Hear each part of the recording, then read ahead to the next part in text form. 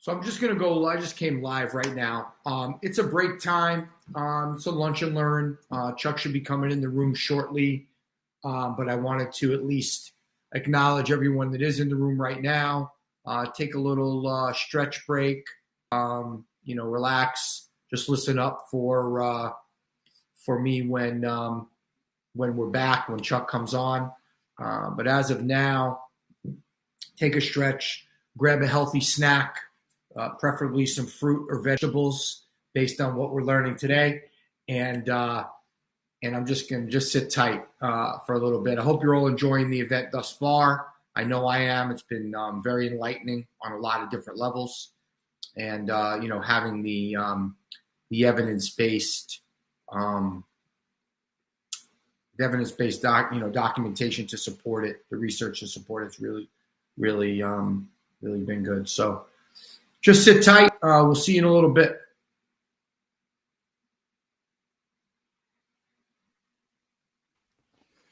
Oh, there he is, my guy. Hey, everybody. Hey. How we doing? Fantastic. Do you got the pop-ups or you got rid of all those already? I'm working on getting rid of all of these pop-ups at the moment here. Cool. Awesome. Stand by. But yeah, thanks for having me, man. This is a lot of fun. I'm very much looking forward to it. I'm excited to hear your story. Yeah. So, yeah, we're going to talk about, oh, there we go. Let me center things up here. Yeah, we're going to talk about a few different things here today. I'm going to walk you through kind of my story. Definitely did not always used to look this way. And we're going to talk about the effect, at least from the patient perspective, what it was like to be overweight on my joints. Spoiler alert, it wasn't really fun when I was significantly overweight at all. I couldn't imagine it. I can't imagine it being fun. No. But you know what? I'm going to leave the stage. I'm going to leave it up to you. Let me just introduce you first. Sure. We have Chuck Carroll. Chuck Carroll is the host of the Exam Room podcast. I'm doing a lot of work with PCRM, and I'm just his personal experience is going to speak to everything that we've been talking about thus far. So I'm just going to turn it over to you, my friend. Thank you, my friend. Let me go ahead and share my screen for you guys. You should be able to see that here. Now, let me go ahead and do the professional thing and bring it up in full screen. Can everybody still see this okay? Yes, sir. Outstanding. So back in the day, I did not used to look this way at all. At my heaviest, that's me right there. 420 pounds. 5 feet 5 inches tall. My waist size was a 66, and my shirt size at the time was a 6XL. The guy who's talking to you today, version 2.0, a little bit different. 140 pounds, still 5'5", so smaller, not taller. My waist size is 32, so less than half, and my shirt size all the way from a 6X down to a small, which still blows my mind. And the question you may be asking yourself, well, how did I get up to 420 pounds? I'm going to answer that, and then I'm going to talk about the effect that had on joint pain. So the answer to the first question, how did I get up to 420 pounds, is food addiction. I'm telling you guys today that if you're working with somebody who is severely overweight, there is a strong chance that this person is as addicted to food as somebody could be to drugs, alcohol, or tobacco. And there's a lot of science to back this up. Case in point, what we have here are 2 brain scans. I assure you, these are different people. This is not the same brain scan, but they do look very similar. And there's a reason for that. Because the brain on the left is a cocaine user who is getting high right then and there, and they're getting their brain looked at. So you can see the dopamine pathways kind of lighting up. There's that pleasure center. And then on the right-hand side of your screen is somebody who's eating a high-fat food that's got a lot of salt and a lot of sugar in it. And so you see that same pleasure center kind of react. Now, what isn't represented here is that this is also a blunted effect. So you have long-term cocaine users and somebody who has been overweight for a very long time as well. If this were you or I who would be either sober from drugs or food sober, as I like to put it, the reaction there would be a lot greater initially. It would be at least 30 to 40% more vibrant. in my estimation. And there's a very good reason for that. Because, and I'm going to skip right to the conclusion here of this great study that was put out in 2015. What these particular researchers concluded here was that these highly processed foods that are so prevalent and so inflammatory in the standard American diet may share characteristics of drugs of abuse, talking about high dose and high rate of absorption or rapid rate of absorption. So you got to use more and more over time. But the second you start using, you start to get that high. Food and drugs, very similar in that regard. So outside of my work on the podcast, I'm very passionate about food addiction. I've partnered with a neuroscientist, Dr. Mickey Witt from the University of Miami, and we are looking at which foods are, in fact, addictive. So we are creating a first of its kind course and database. This is what I'm really pumped up about, database of foods that can rate the probability that they are, in fact, addictive. And we were using 20 plus variables with each food to assess the likelihood of addiction here. So quick preview, right? So these are some of the more popular foods on the standard American diet. And think back to what we learned just a second ago about that dose response with the drugs and how addictive they can become over time. Pepperoni pizza, regular slice of pepperoni pizza from Pizza Hut. We see sugar, fat, salt there on the screen. On a scale of 0 to 60, the pizza, the one slice of pepperoni pizza, scores at a 45. But because we live in a society where more is almost always better, we can't just have a regular slice of pizza. So what did Pizza Hut do? They're like, hey, people want more cheese. They want way more pepperoni. We're going to give it to them, and we're going to call it the Pepperoni Lovers Pizza. And so you see what happens there.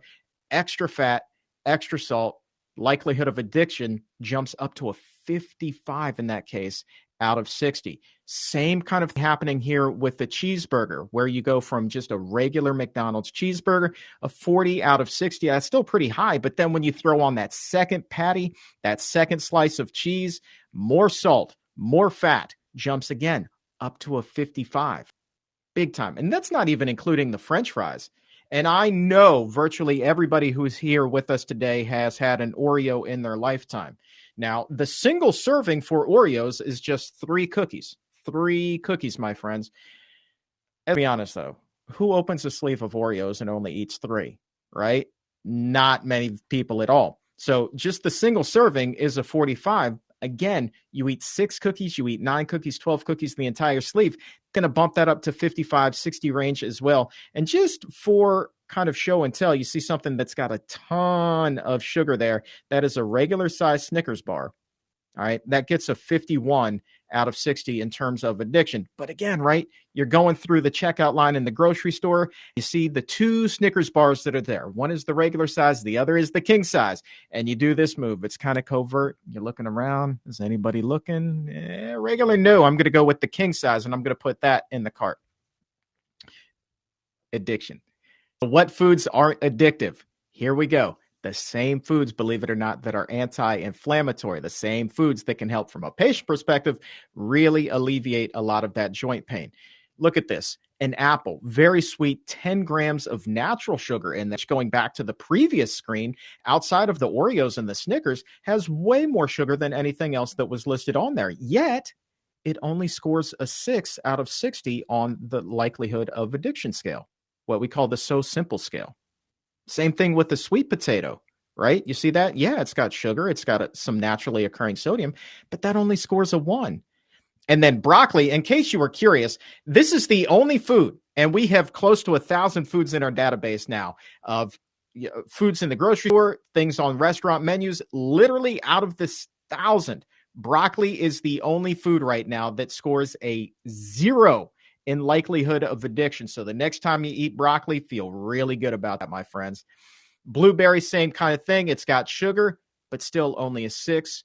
Corn, very sweet, just 1. Strawberries, 5.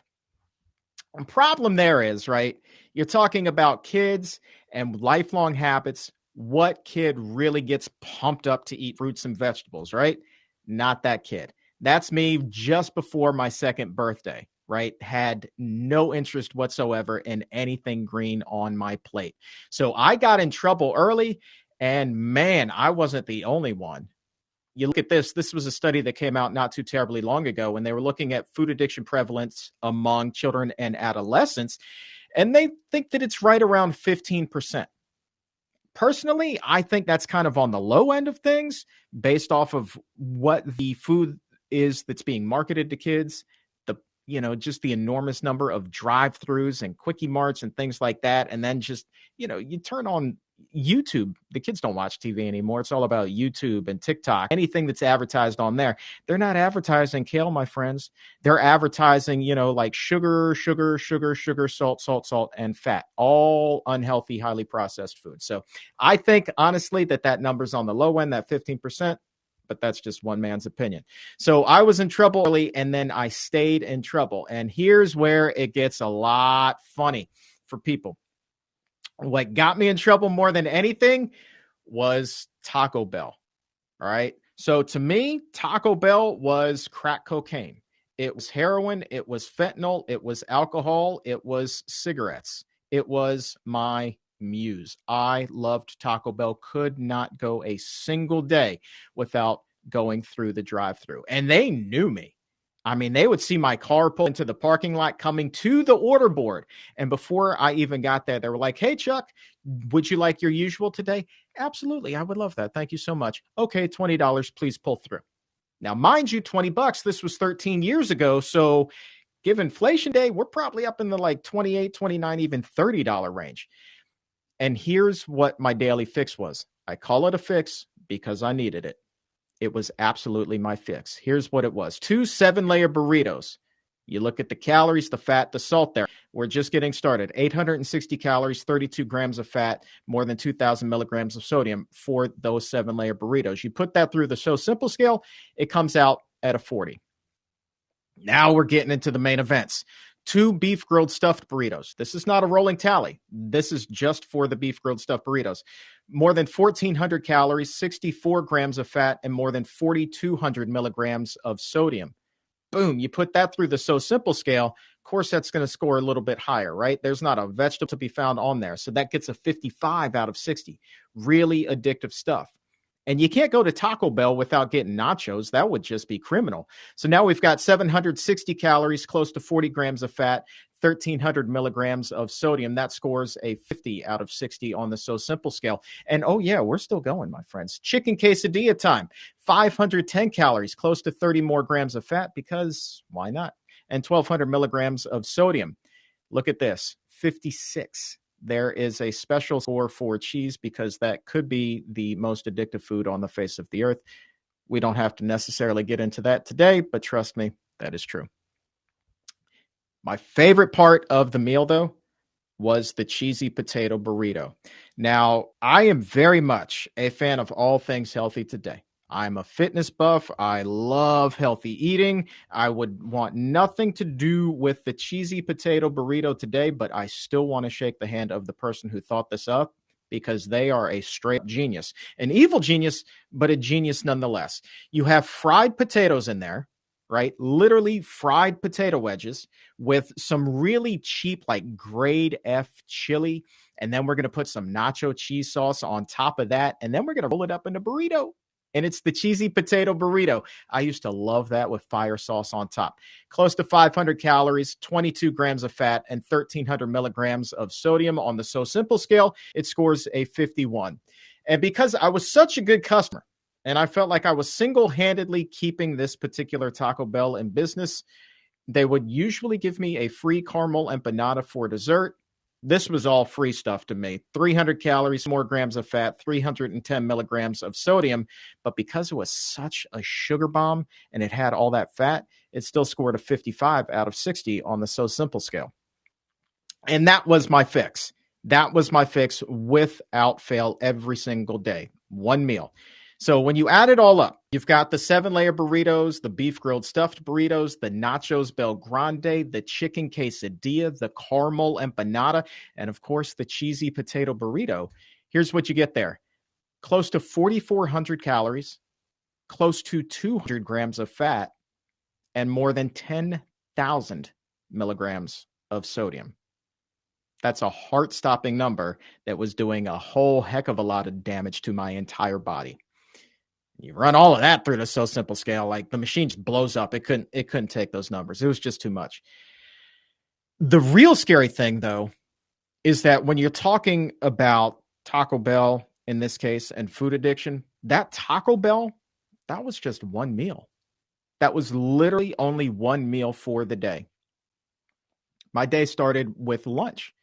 I always thought I was saving calories. I would skip breakfast. So I would go to Boston Market, get the family meal, a half of a rotisserie chicken, a half of an entire chicken, and 3 large sides, which were usually macaroni and cheese, mashed potatoes, and gravy. And because I was trying to keep it healthy, creamed spinach and a diet lemonade. On my way home, snack time. I'd go to 7-Eleven. I'd go right past the hot dogs to the next thing that was on the rollers there, and I would get these things called taquitos. I would get 6 buffalo chicken taquitos and 2 big bottles of Gatorade, the biggest ones that they had. And that was my snack on the drive home. And then when I would get home, it wasn't time for Taco Bell. No. It was pizza time. We would get these coupons in the mail that were clearly meant for a business. If they were going to have an all-staff meeting, buy 4 pizzas, get the 5th free. You're feeding the entire staff. Well, I didn't have a company, but I knew this coupon was for me. So I would call up, I would get my 5 pizzas, and I would eat 1.5 or 2 of them and put the rest in the fridge, save it for the next day. So now you pile all of that stuff on top of the Taco Bell, you're talking about 10,000 calories every single day. And that, my friend, is how I got up to 420 pounds. And the net effect, we're going to talk about joint pain here in just a second, but I couldn't walk from here to maybe what's 15 feet in front of me here in the studio without it feeling like an elephant was sitting on my chest. And I'm in my mid-20s at this point, 24, 25. All the color would drain from my face. Could not breathe to save my life, sweating profusely, and it scared the ever-loving bejeebus out of me because heart disease is a major thing in my family. I never met my father's father. He died of a heart attack before I was born. He had 2 or 3 of them before one finally took him out. I never had the opportunity to meet him. On my mother's side, my grandfather there, he too had a number of heart attacks, wound up having quadruple bypass on his heart. And my own father at this point had a number of heart procedures as well. His ticker was going south, and I was just on the express super highway to an early grave. I didn't think I was going to live to see 30. So I decide something's got to give. And when you go through, you start to diet, you go through a detox. Again, drawing back to parallels with drugs and alcohol. You literally go through a detox. So one day I'm being paid on the radio. I can't make this up. I'm working for a radio station in Washington, D.C. at this point, WBIG-FM, big 100.3. And I went all in with the big persona. They called me Big Chuck, and they had me do all kinds of dumb things on the radio. And they want to endorse something called the cookie diet. So I'm being paid at this point to lose weight. And I could only make it to the 3rd day without flipping out because I wanted Taco Bell so badly. I literally was feeling sick, like I was coming down with a really bad cold or the flu. And I was really, really angry as well.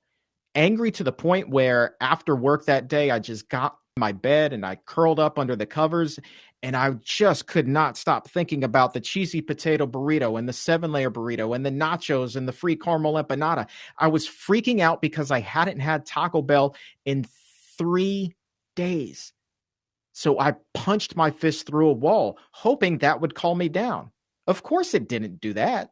So I punched my fist through the door that was right there too, freaking out because I had not had Taco Bell. Now, I was being paid to endorse the cookie diet, really bad diet. We'll have to talk about that.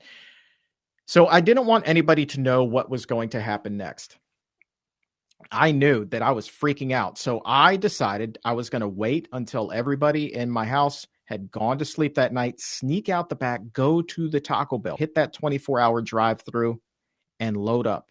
And I did. That's exactly what I did. And when I came back and I took that first bite of the 7-layer burrito, it was like all of that sickness went away. All of that anger, the anxiety suddenly went away, and it was replaced by a physically warm sensation. It was like a wave of calmness just washed over me. And I felt really good for a second. But then it dawned on me, just as other people had described to me and my family who had suffered from alcohol substance dependence and drugs dependency, they told me about this helpless feeling. And this is exactly how I felt now with food. I knew I was in a lot of trouble and I knew I was eating myself to death. But I also knew that at that point, I didn't feel like there was anything that I could do to stop it. I literally was going to die. And there's a lot of emotions that come with this as well, right? A lot of bad stuff is coming with this as well. I had a girl at this point who refused to even acknowledge the fact that we were dating. Literally, I was in a relationship, had a girlfriend who said, don't tell your friends, don't tell your family, certainly don't tell our colleagues. We were working together. Don't do that. And she didn't tell her friends or her family either. And the only thing I could surmise to this day is because she was ashamed to be with somebody who was the size that I was. So I was in pain inside and out. And once the cookie diet money dried up, and I just went to the gym for like 2.5, 3 hours a day, hopped on that treadmill, lifted weights, did everything I possibly could to burn every calorie that I possibly could so I could continue going to Taco Bell and just say that the cookie diet was the reason why I was losing weight. But once the cookie diet money dried up, I stopped caring altogether, went right back to my old habits, even worse, and the weight came pouring back on. So again, thinking back to drugs and alcohol, when you have somebody in your life that's really struggling with them, what do you do? A lot of times you organize an intervention. And that's what my friends did for me. Thing is, I got wind of this a little bit before the big day was to happen. And I called up the person who was leading this. And I said, hey, man, what is this deal with the intervention? I know I have a problem. You don't get to tell me that I have a problem. I know I'm in a hard way, but you're supposed to be my friend. And right now you're being mean and you're being cruel and you're making me feel like scum. So I don't need you in my life. That's what I told this person. I chewed him up one side and down the other. And the reason I did this wasn't because I wasn't grateful that this person cared for me. I absolutely knew in my heart of hearts that this guy was coming from a very good place, but he was standing between me and the thing in my life that was most important at that time. And that was food. It was everything to me. It was my drugs. It was my alcohol. It was my everything. So I cut him out of life and a lot of other good friends who were supposed to be there that day as well. I chose food over friends and family. And then there was a flight of shame, what I like to call the flight of shame. I hadn't flown in forever and I was so big and I knew that the airplane seats were so small. And I'm just praying that I'm going to be able to fit into the seats. I mean, I was having some lengthy discussions with God for the weeks leading up to this thing. And I'm still praying up until the morning of the flight. And as I'm praying as I'm boarding the flight, and my prayer stopped when I made that right-hand turn to go up the aisle. And what I discovered was I wasn't the only person that was praying that day. Not at all. Literally everybody else on that plane was also praying, except they were praying that I not sit next to them. That was what I saw on their face.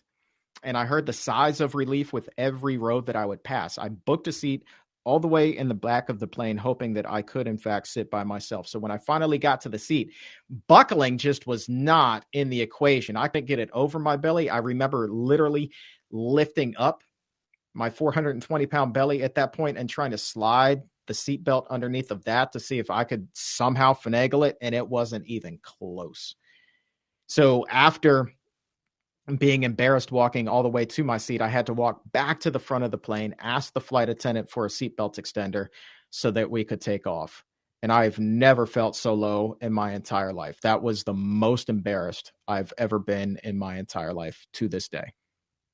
So a lot of people ask, like, well, is there one thing? No, it's a combination of things, primarily wanting to live to see 30.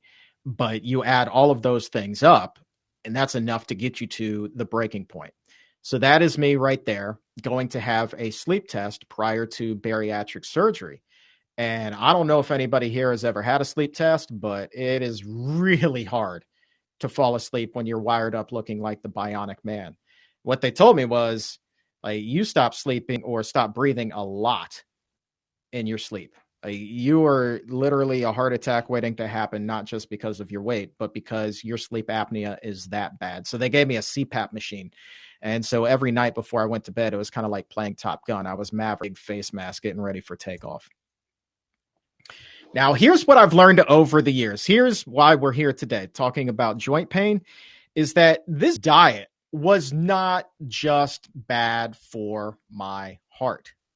It wasn't the reason, it wasn't just driving up my blood pressure. I was put on high blood pressure medication when I was 14 years old, right? It wasn't the reason that my cholesterol was through the roof. It wasn't just. What this was doing was, it was setting flames to my joints. I call it a joint arsonist.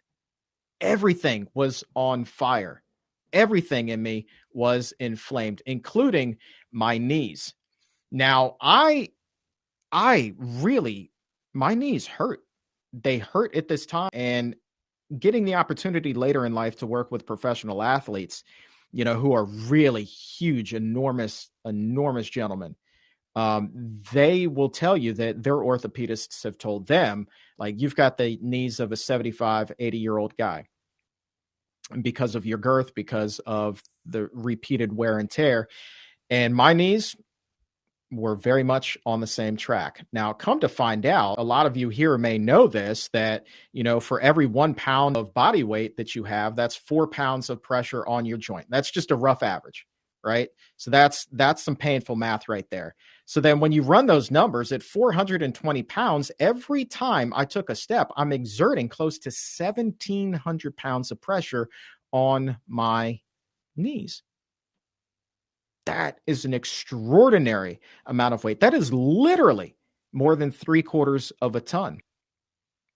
Good news here is some less painful math today in that normal territory, 140 pounds. So every time I take a step now, it's just exerting 560 pounds of pressure. Now, it still sounds like a lot, but trust me, I'll take that any day. So happy math time. You're talking about a difference with every step of 1,120 fewer pounds with every step.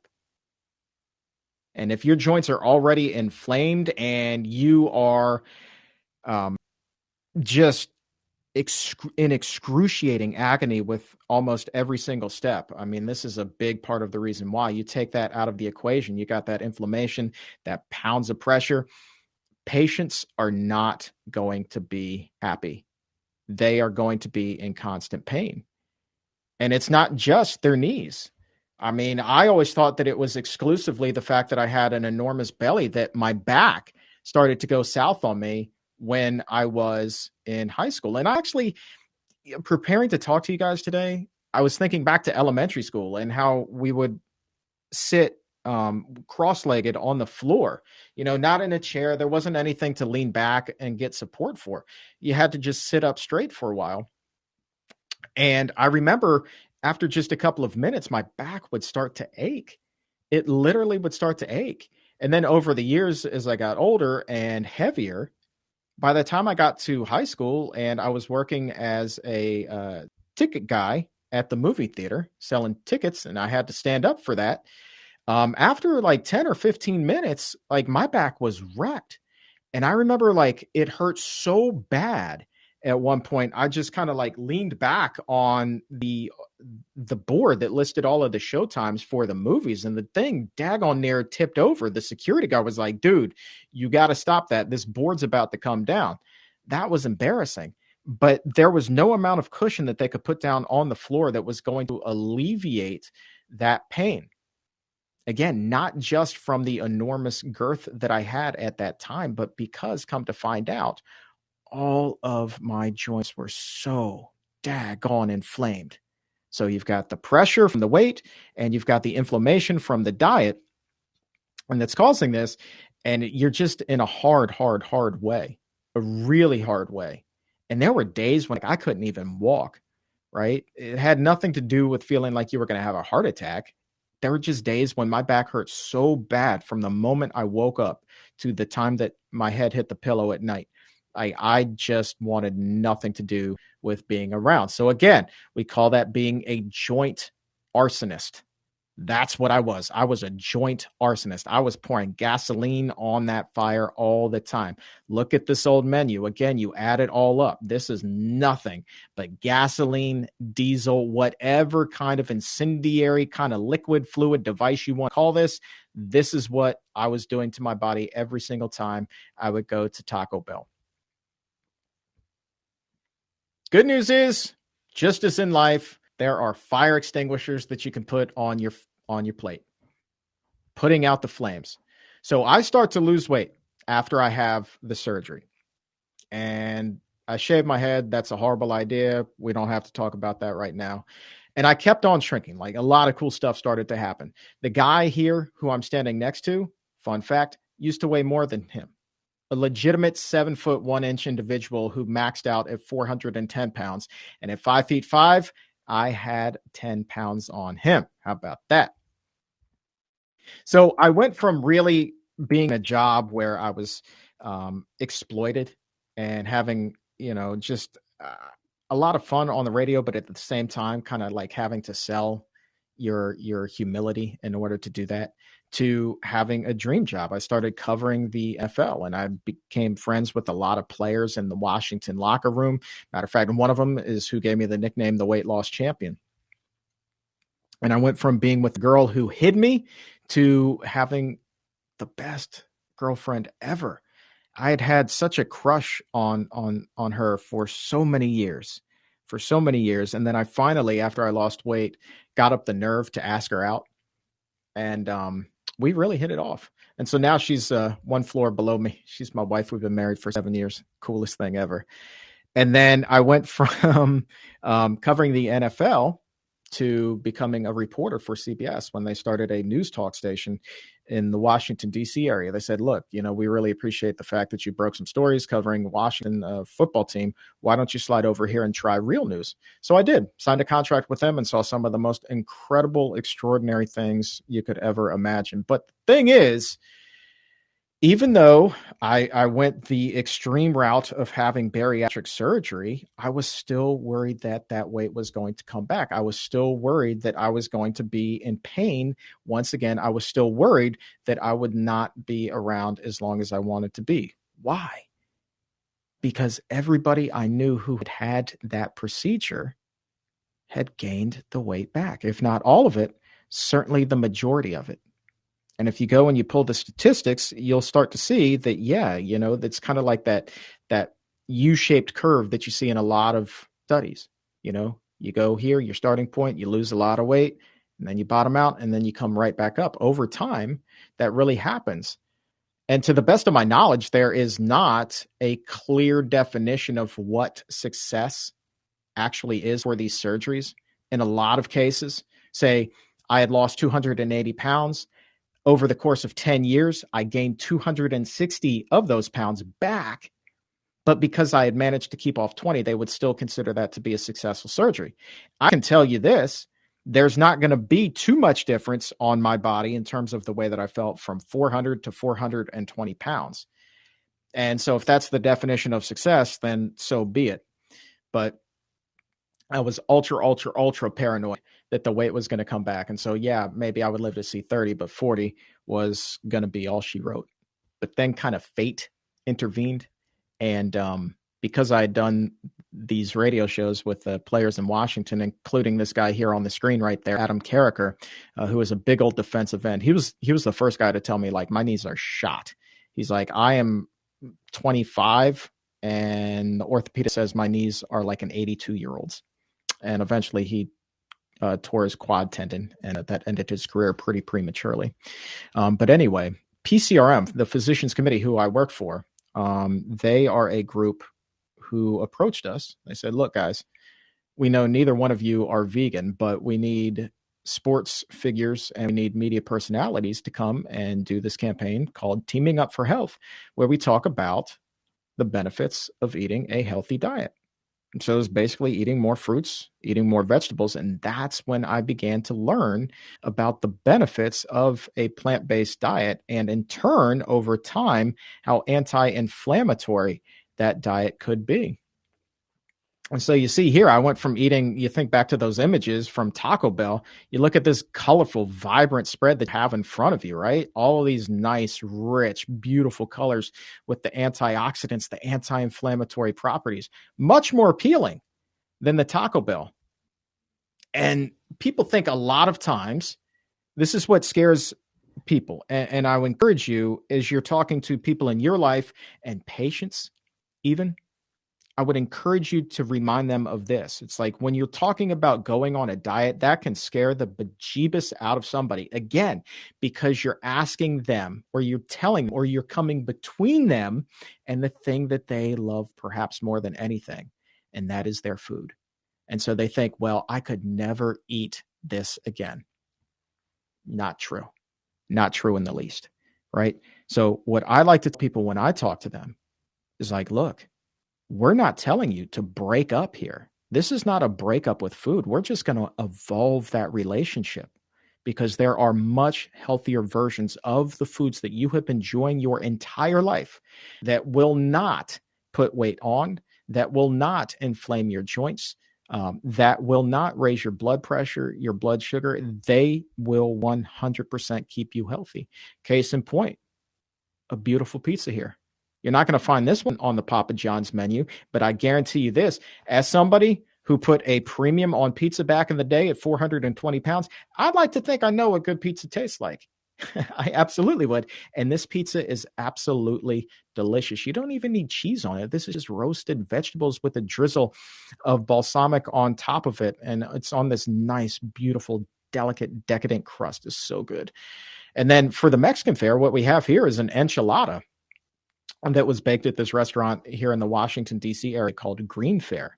And I went out there and I gave a lecture one time on Mexican night, which I thought was appropriate, giving my affinity for Taco Bell back in the day. And it was so good. This was an enchilada that was made without salt or sugar or oil. And it was just incredibly tasty. And there were tacos there. There were burritos and wraps there. There was refried beans. There was like literally anything you could want from a Mexican restaurant was there that night. Equally delicious.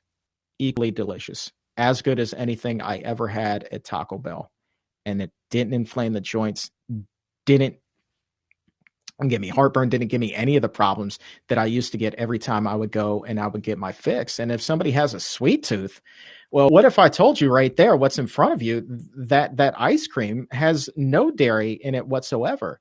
As a matter of fact, it doesn't even have dairy, non-dairy milk in it. That is just made with frozen bananas and whatever kind of flavorings you want in there. You can do chocolate, you can do non-dairy butter pecan, you can do whatever flavor you want. You can do vanilla, you can do peanut butter. No dairy, no inflammation. Keep the fat really, really, really low. So what did we just talk about? Pizza, ice cream, Mexican food.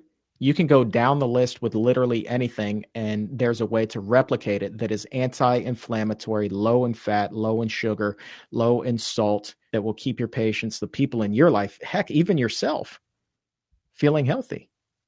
So again, what foods aren't addictive, or what foods are addictive, right? These are the ones, these are going to be your painful all-stars right here, right? These are the ones that are really going to make your joints scream. Pepperoni pizza, cheeseburgers, cookies, Snickers, all of the foods that we gravitate toward here with the standard American diet. Love them so much. But if we flip that and we make those healthier versions of those foods we were just showing you there with these whole food ingredients, you can take that addictive scale, chop it way, way, way, way, way down. Take that inflammation scale, if there was one, chop that way, way, way, way, way down. So they're getting all the flavor without the pain to go with it. Just absolutely extraordinary. And oh, by the way, I mean, the benefit here, we were talking about the pain or the pressure and the pounds that come with it. You look at this. Here's why a plant-based diet really is the most sustainable way to lose weight and keep it off, especially keeping it off, right? 500 calories of oil just barely coats the bottom of the stomach. With cheese, maybe just slightly more bang for your buck. Same thing with the meat. But all three of those going to be really inflammatory, right? And you're going to want more and more of them because it's not filling you up. But then you go over to things that aren't inflammatory. You go over to your whole foods, your potatoes, your rice, your beans, your fruits, your vegetables. Look at that. Those last two, it's like eating a Thanksgiving dinner. And you can do literally every single meal. So your patients, yourself, your friends, your family, they will never, ever, ever be hungry because they are eating to full every single meal. There is no starvation. So when somebody comes and they says, well, look, dude, I could never do what you do. I was like, yeah, you absolutely can. And you're going to get there and you're going to come to a point where there is no going back. You're going to push all your chips to the front of the table, right? You're going to go all in on your newfound health. There is no going back. So I started the Exam Room podcast. I got so pumped up. I start the Exam Room podcast, and before long, it becomes the #1 nutrition podcast in the entire country, and then in many, many, many other countries around the world, which is really incredibly humbling. We've got more than 13 million downloads now. We're about to do live shows in LA and New York and Washington, D.C. as a big celebration.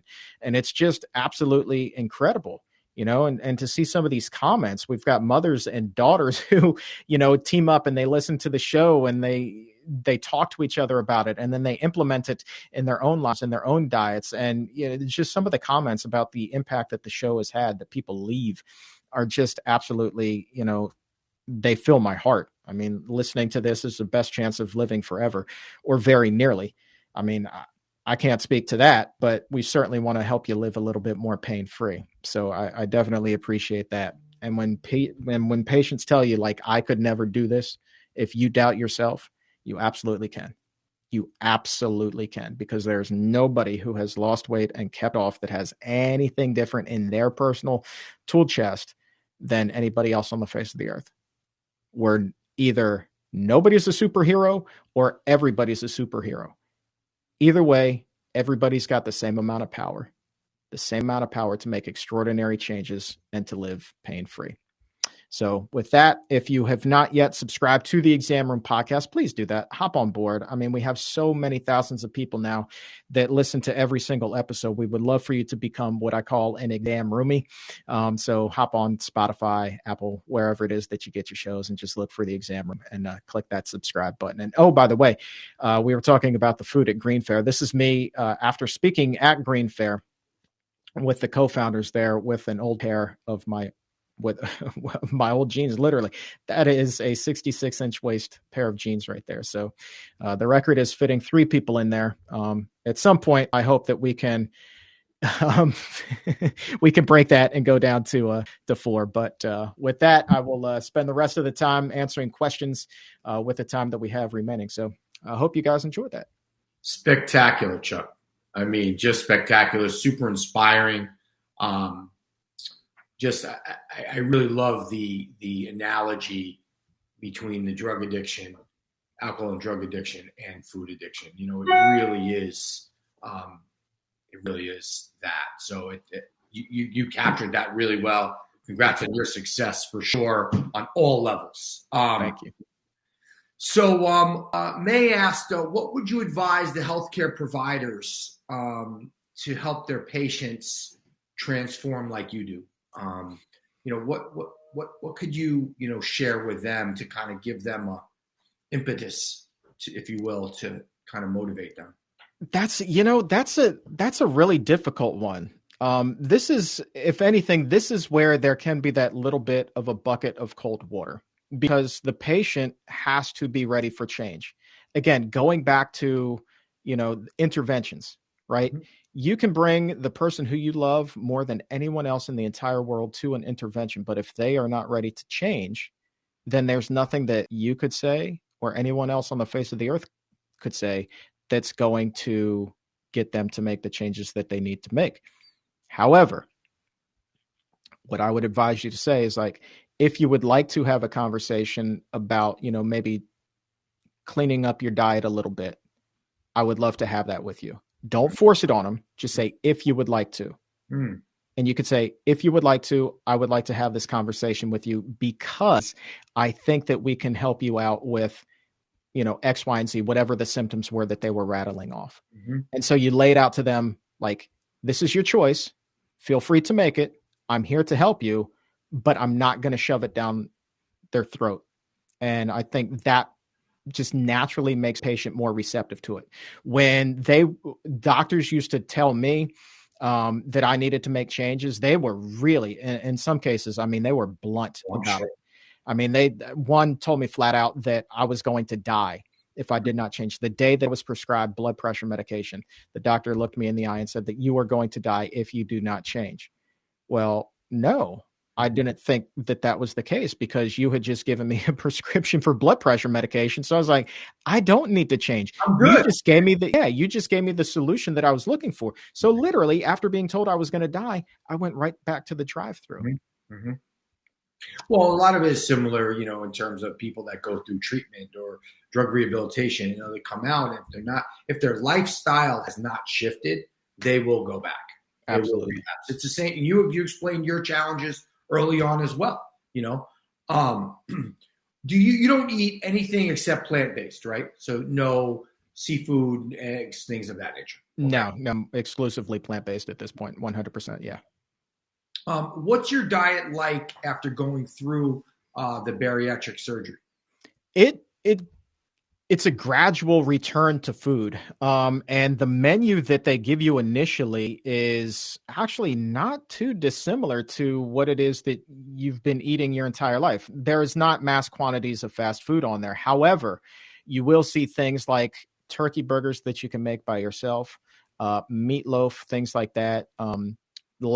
They really, really, really want you to eat, at least on my menu, it was a lot of deli meats with cheese wrapped in there. Yeah. Hold the bread until your stomach gets a little bit bigger. And that's about, 2.5, 3 months out, you can get that. But initially it's an all liquid diet. Then you get to puree, then you get to soft foods, and then you get back to that. Mm-hmm. And I'll tell you what kind of opened my mind to like, well, there's a lot more to nutrition than I think a lot of people realize. Is just a gut feeling was the day that I went to my surgeon and I had lost, like probably 200 pounds at that point. And he was really pleased with that. And he's like, this is probably where you're going to stay. And he's like, you need to eat a hamburger. It wasn't you could, it wasn't you should, it wasn't if you would like to, it was you need to. Wow. Now, again, this was years before I knew anything about a plant-based diet. But what I did know was that this was really not sound advice because having had that experience a few years earlier with Taco Bell and realizing that helplessness, this was literally like putting the drink back in the hand of an alcoholic after a year of sobriety. It's just not a good idea. Do you think you could have lost the weight without going through the bariatric surgery? That's a difficult question that I still wrestle with. My addiction was so extreme that I feel like I needed to go to an extreme length to combat it. Knowing what I do now, I think that, I probably could. And I would have set myself up to be in the best position for success. And that probably would have meant like inpatient treatment, just as a lot of people do for drugs and alcohol. But at that point in my life, without having the knowledge that I have now, I would say the likelihood of me being successful long-term is next to none. You mentioned your joint pain, joint fire. How did you feel when you started your whole food plant-based nutrition besides the weight loss? So like we're talking about, because I know, I've had a personal experience as well in terms of eating. A lot of it is what you eat, right? So let's face that. But you're not only your physical well-being, but what about your emotional and your spiritual, the way you felt overall holistically after you started on a whole food plant-based nutrition diet? Yeah, I think really for me, what truly brought me to, I guess, the place that I am now, which is honestly the happiest I've ever been in my entire life, is alleviating that burden of feeling like the other shoe is going to drop, right? I was always worried that that weight was going to come back on. My own father had the surgery. He had bariatric surgery and lost an incredible amount of weight, but put it all back on. And still to this day continues to have heart procedures and is on God only knows how many heart medications, right? And I always still thought that that was going to be my fate as well. And that is a dark cloud to have hanging over you every single day. So when you don't have to worry about that, like just having that burden out, like there's a freedom that comes with that. It's like, okay, like what do I want to do with my life now?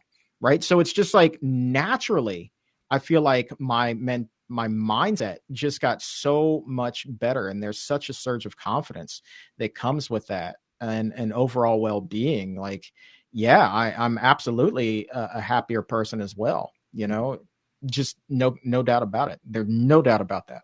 What about the people around you?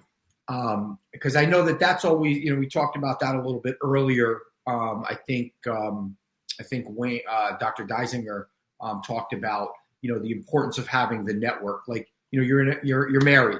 Is your wife also a whole food plant-based diet or not?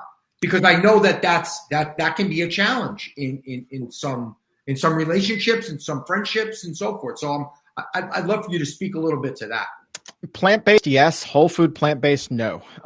There's a lot of vegan frozen dinners downstairs, vegan frozen pizzas, things like that. And hey, man, I can't push anything on anybody. There are a lot of circumstances that are going on right now that might make it harder for somebody like that to really implement a really clean diet. They may feel like they need something to make them feel a little bit better at the end of the day. But I'll tell you, it does take time to get to a point where you can live in a house where those foods are and not feel like you're going to fall completely off the wagon. Her father, so my father-in-law lives with us now, and this guy is about as far from being vegan as ever. And, so sometimes there's pork chops in there. Sometimes there's hamburgers in there. A lot of times, like all kinds of cheese and ham and potato chips, donuts, like you name it. Like he's a junk food junkie, a phenomenal guy, but 87 years old, completely set in his ways, has no interest in going the plant-based route. And so one thing that as a prescriber, I might suggest is just the simplest advice that you can give to your patients is like, cool. If your partner or somebody else living in your house is not going to be plant-based, do this. Get yourself a cabinet all to yourself, even if it's just a couple of drawers. And that is your drawer.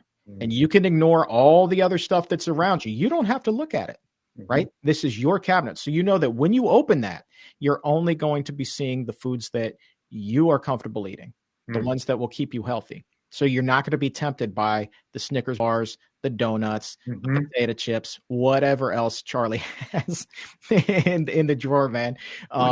So, kind of out of sight, out of mind. And that way it doesn't always have to be a huge battle in the house either, because that's not healthy for anybody either, right? Food, for whatever reason, we can get really heated about some food. So if it's out of sight, out of mind, it's a lot less of a problem. That's a great suggestion. Dr. Green said, a lot of people don't believe they could be successful. What's your belief in your ability to be successful with a whole food plant-based diet? I will tell you this. I think that had it not been for that epiphany that I had with realizing that food was addictive, and I had that that night, and then flash forward a few years to where the doctor was like, you need to eat a hamburger, and realizing like, no, that's really bad advice. The confidence that comes with that, knowing what the problem is in the first place, really helps. Because to this day, to this day, so many people like still don't equate food as being as big of a problem as it can be in terms of their health and being the root cause of so many of these diseases, whether it's arthritis or heart disease or cancer, whatever the case may be. Right. But once you finally realize that, like, that's where that knowledge is power thing comes from. And so recognizing that and what the ramifications would be of, going back to eating that way is really what gives me the confidence that I'm going to be okay moving forward. Right. You just have to look at it in kind of the most simplistic black and white term possible. Would you celebrate sobriety by having a beer? Mm-hmm. Would you celebrate a year of being smoke free by lighting up? Mm-hmm. Of course not. And everybody would tell you that if you did, that was the most foolish thing you would ever do. So why then celebrate every single time we lose 20 pounds, 30 pounds, whatever the case may be? What's the reward? Yeah. What's the reward? The same thing that got you there in the first place. Mm-hmm. Mm-hmm. Well said. Well said. It's about change. And we either embrace the change or we resist the change. The resistance to the change is what makes it the most challenging. Yep. For us, and with anything, whether it's alcohol, drugs, food, gambling. I mean, go down the whole sex. You can go down the entire list of addictions that we have as human beings. And when we're trying to break the chain, it's the desire to change has to be greater than the desire to remain the same. Absolutely. But I'll tell you this much.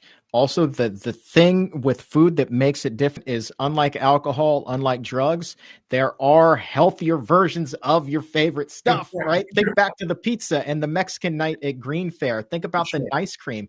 Like, you can still have that stuff. You can still enjoy it. That's what makes this such a sustainable thing. Chuck, real pleasure, man. Look forward to working with you again. Truly inspiring. I know the audience really got a lot from your share. Really fantastic, man. Great meeting you. Thank you, my friend. I greatly appreciate the opportunity. Thank you, everybody. Take care. All right, guys, we're moving on to the next one.